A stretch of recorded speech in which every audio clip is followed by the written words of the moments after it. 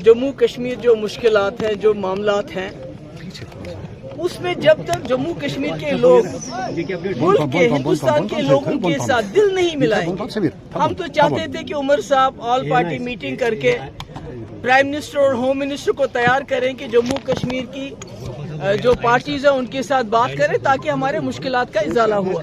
और उमर साहब ने उसको रिजेक्ट कर दिया, उन्होंने मेरे अभी तक लेटर का जवाब तक नहीं दिया। अब मैं चाहती हूँ लोग ये इनिशिएटिव अपने हाथों में लें।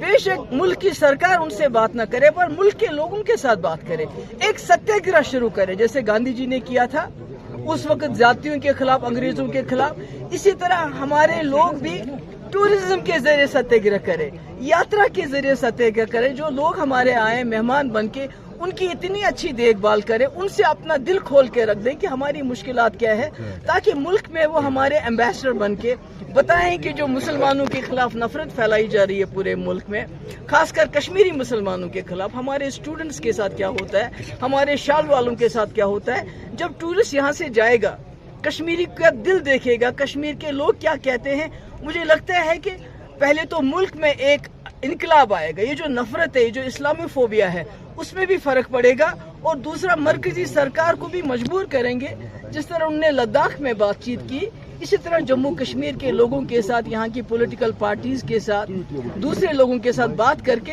जो जम्मू कश्मीर के लोगों की मुश्किलात हैं, जो मामलात हैं, जो PSA, UAPA, जेलों में नौजवान रोज छापे, ड्रग पेडलर के नाम पे प्रॉपर्टी उड़ाई जाती है, मिलिटेंट सिंपैथाइजर के नाम पे प्रॉपर्टी उड़ाई जाती है, लोगों को नौकरियों से निकाला जाता है, दहशत फैलाई हुई है। इस दहशत का माहौल खत्म हो और उनको इतना, हमारे लोग उनको इतनी सिक्योरिटी दे कि मरकजी सरकार को पता चले कि जम्मू कश्मीर में आर्मी की जरूरत नहीं है। सिविलियन एरिया से आर्मी अगर वो निकालें तो बहुत अच्छा होगा। यहाँ के लोग जब यात्रियों की हिफाजत कर सकते हैं तो वो अपने लोगों की भी हिफाजत करते हैं। बहुत बहुत